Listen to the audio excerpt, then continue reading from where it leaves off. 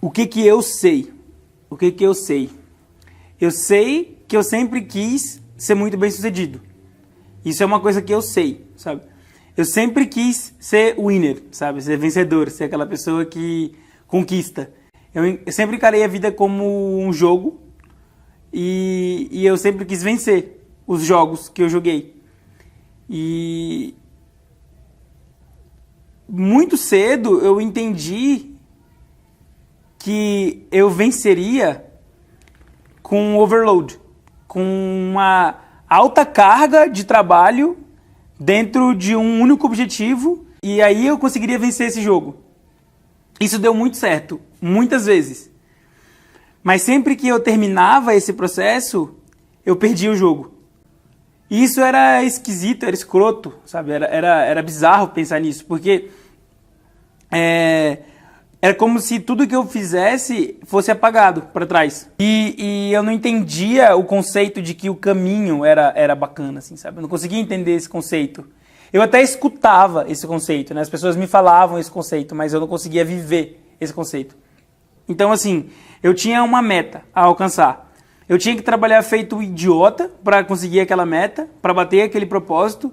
Naquele período eu sentia muita dor e eu sentia uma alegria momentânea muito curta.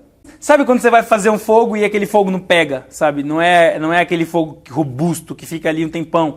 Faz uma puta labareda assim, parece que vai dar certo, mas não dava. A felicidade escapava. E na hora mesmo, a felicidade ela já virava o próximo desafio. Ela virava o próximo desafio. Então, se eu tinha o objetivo de ficar com um corpo muito legal, o processo era louco. Só que eu conseguia, eu deixava meu corpo muito legal. Só que aí a felicidade não estava no percurso, ela estava no final. E aí, bum, a felicidade vinha, só que não vinha. Eu falava, cara, e agora? Agora é dinheiro. Então eu vou ganhar dinheiro. E aí ia trabalhar para ganhar dinheiro. E aí conseguia dinheiro. E aí quando o dinheiro entrava, eu já gastava e falava, uau, foi legal, mas não foi, e o corpo acabou. E aí toda vez, e a felicidade agora tá onde? Qual é a próxima felicidade? Ah, tá naquela viagem específica, então vou fazer aquela viagem. E aí, viajava. E a viagem acabava. Então, toda a vida eu fiquei correndo atrás do próximo sorriso, assim, sabe? E no meu caso, por eu ser extremamente competidor, isso era mais bizarro ainda quando eu olhava para as tartarugas em volta de mim e via que elas tinham passado da lebre, assim, sabe? Eu sempre me vi como uma lebre, tipo, naquele dilema da tartaruga e da lebre. Depois eu aprendi um pouco diferente, né? Mas naquele momento eu me via como uma lebre, tipo, corria pra caramba e um monte de amigo tartaruga atrás. E todas as vezes meus amigos tartaruga eles me passavam, porque eles eram consistentes. E o ponto da virada mesmo, quando eu percebi essa merda que eu tava fazendo comigo, foi quando eu entendi o porquê eu fazia isso. Na minha construção de consciência mesmo, de indivíduo, era mega importante que eu fosse destaque. Eu ser destaque, que bizarro que é isso, eu ganharia o carinho das pessoas que eram importantes para mim. E naquele momento específico que aquela criança se construiu, foi o meu pai, assim. Eu via meu pai como um cara muito inteligente, como um cara... Eu não sei se toda criança sente isso, mas meu pai era meu herói. E eu queria estar próximo do meu herói. E aquela criança entendeu e trouxe aquilo para o inconsciente dela, que para eu conseguir a atenção do meu herói, eu preciso ser parecido com ele, de alguma forma. Só que não parecido de verdade, mas parecido de mentira, parecido dentro daquela construção que eu criei daquele herói. Então, na minha cabeça, totalmente inconsciente, eu não tinha domínio sobre aquilo, eu simplesmente agia para o agradar. Só que, de novo, com os meus filtros, né, com a minha percepção. Então eu precisava ser inteligente. Se eu era ou se eu não era inteligente, isso era irrelevante. Porque eu só precisava acreditar que eu era inteligente. Então, se por um acaso eu não fosse mais inteligente que você, sabe? Eu tinha que te diminuir, de alguma forma. Só que isso não era o Felipe racional de 20 e poucos anos pensando. Isso era o Felipe com 20 e poucos anos, mas a cabeça daquela criança implantada aqui dentro só reagindo, só reagindo. Então, muitas vezes eu era escroto com alguém, sem entender que eu era escroto com alguém, só para aquela pessoa cair, eu enxergar nela a escassez, sendo que aquela pessoa era abundante, sendo que eu podia aprender com aquela pessoa. Era muito importante para mim derrubar aquela pessoa, inconscientemente falando, porque daí quando eu derrubava ela, eu me tornava maior que ela. Aquele indivíduo de 20 e poucos anos não tinha consciência de que na cabeça dele operava inconscientemente uma criancinha que reagia a muitas coisas, né? Muitas e muitas coisas. Então, se eu convivesse com alguém mais virtuoso que eu, automaticamente o meu pai amaria aquela pessoa, não a mim. E isso trouxe problemas gigantescos na minha construção de indivíduo. Não existe um cenário onde você evolui sendo a pessoa mais inteligente. Você precisa da experiência do planeta para você devolver para o planeta. Você precisa de outros indivíduos operando em conjunto com você, não para você ter sucesso. O sucesso não se faz sozinho. Não tem esse negócio de lobo solitário dentro do sucesso. Não tem nenhum nome no mundo, no planeta, que revolucionou causas, ou que fez coisas incríveis, ou que conquistou coisas incríveis, ou até mesmo um atleta olímpico, medalha de ouro no esporte individual, ele não está sozinho. Ele tem uma legião de pessoas que proporcionaram para ele aquele momento dentro daquele palco, sabe, dentro daquele pódio. Ele teve mentores, ele teve instrutores, ele teve nutricionista, ele teve psicólogo, ele teve uma staff inteira cuidando para que ele pudesse brigar a guerra dele e subir no palco, né? E subir no pódio e levar a medalha de ouro, assim.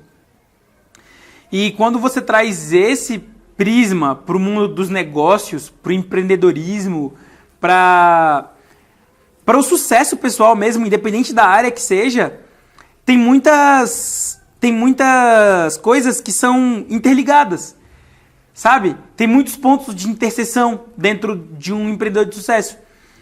Esses dias eu li aquela bibliografia do Abílio Diniz, né? E é impressionante como ele passa os mesmos pontos que o Tim Ferriss passa, nos mesmos pontos que o Steve Jobs passa, que o Steve Jobs passa nos mesmos pontos que o Flávio Augusto passa, sabe?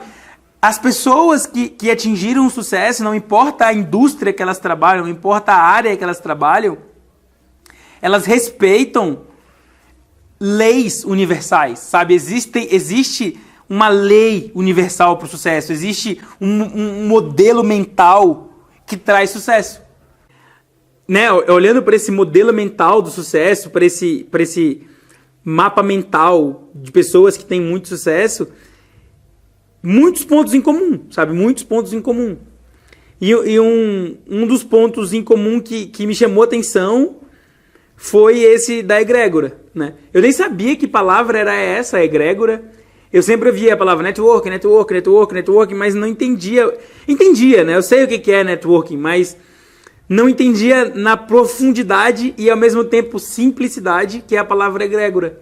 Egrégora é um grupo de pessoas que vibram na mesma frequência e têm um objetivo em comum muito similar e elas se ajudam, se escoram, se apoiam e constroem juntos um futuro massa para todas as outras pessoas, sabe? Para todos os membros daquela organização, para os membros daquela egrégora, para aquelas pessoas que formam aquele networking, né? Mas quando eu entendi esse conceito de egrégora, ficou muito claro que eu só vou quando os membros da minha egrégora voam. Eu não compito com eles. Eu não sou mais aquela criança que operava no meu script interno, que precisava ser mais foda que todo mundo para eu ganhar amor do meu pai. Não, eu tô muito bem com meu pai, eu sei que ele não vai deixar de me amar, ou vai me amar mais, ou vai me amar menos se eu reagir dessa forma, né? Então eu reagia daquela forma que eu falei. Então eu consegui liberdade, né? Quando eu fiz o curso de inteligência emocional lá em Las Vegas, 2016, 2017, na Choice Center Leadership University, o meu contrato, o final, sabe? Quem eu me formei, da parte mais apagada que eu era internamente, era uma pessoa amigável, amável, livre e apaixonada pela vida, pelas coisas, sabe? Isso tudo estava apagado na minha essência, né? As amizades, elas estavam apagadas porque elas eram... Primeiro que eu passei por um processo de falha muito incrível, né? Eu me quebrei muito, eu ruí mesmo, né? Em um dado momento da minha vida, eu queria mesmo o fim, né? Porque eu me vi muito distante dos meus sonhos e eu tava no bottom, tipo, tava no fundo do poço e eu não me via lá, pra início de conversa, né? Não era um cenário que eu me imaginava ali no fundo do poço e eu não queria ficar ali. Então, por isso que eu queria que acabar. Então, as amizades eram algo tóxicas para aquela pessoa. Por isso que eu me isolei muito, né? Porque todos os meus amigos me venceram quando eu estava no fundo do poço. E aquilo, naquele momento, eu ainda não tinha consciência sobre esse meu ser interno. Então, como que eu ia surgir para os meus amigos?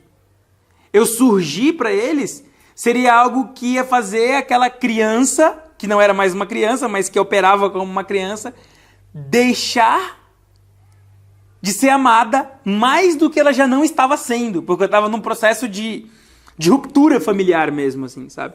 Eu estava muito distante dos meus pais, morando em uma outra cidade, sem grana naquele momento, só com dívidas, e como que eu ainda ia me aproximar de amigos antigos, né?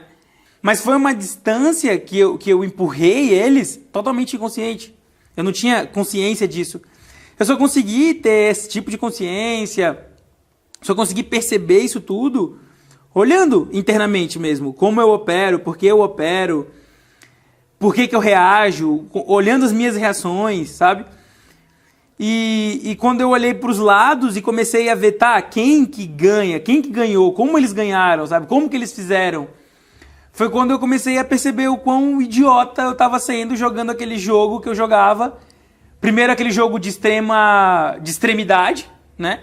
E segundo, aquele jogo de que eu vou vencer e para eu vencer você vai ter que perder, porque não cabe nós dois. Ou eu ganho, ou tu perde. Não tem meio termo, né? Eu não podia perder de ninguém. Se eu fosse perder para alguém, eu tinha que derrubar aquela pessoa, sabe? Era nesse nível sujo, dark mesmo, que eu jogava, né? Eu me orgulho zero disso, sabe? Eu me orgulho zero. Isso não tem nada a ver com quem eu sou hoje. Isso não tem nada a ver com o que eu busco hoje, assim. No meu delírio de morte tem o que eu deixei de fazer, sabe? O que eu deixei de fazer. E cara, é muito comum, sabe? Você vê histórias de pessoas que passaram por isso, sabe? E por que eu vou deixar de fazer alguma coisa? Por que eu vou viver no automático uma vida que é minha e é curta? É curta, pequenininha assim, sabe? Esses dias eu tava pensando sobre o efeito borboleta. Quando sei lá, eu faço uma coisa, que essa coisa tem um efeito em uma outra pessoa, que essa outra pessoa tem... Esse negócio tem efeito em outro, que tem efeito em outro. Então, uma simples pedrinha que você joga no lago, ela pode fazer aquele ripple effect, assim, e transformar o mundo. Metaforicamente, é óbvio, né? Não vamos mudar o mundo jogando uma pedrinha no lago. Mas coisa simples que a gente pode fazer quando está com os filtros e com os ânimos e com as vontades voltadas para esse lado de mudar o mundo, a gente consegue, cara, sabe? Fazer alguma coisa massa, uma coisa legal, para deixar o mundo um lugar melhor do que a gente encontrou, sabe? E, poxa, eu olhando essas pessoas de sucesso e brigando por esse meu sucesso pessoal, eu encontrei muita coisa foda, saca? Eu encontrei muita gente foda, eu encontrei muitos cursos fodas, eu encontrei muito conhecimento massa e não tem como negar isso, sabe? Não tem como viver, tipo, olhando pro meu umbigo e brigando lá de ser egoístão e brigando lá com o meu ego e, sabe? Era tão bizarra essa briga com o ego que eu não queria nem enxergar as minhas falhas.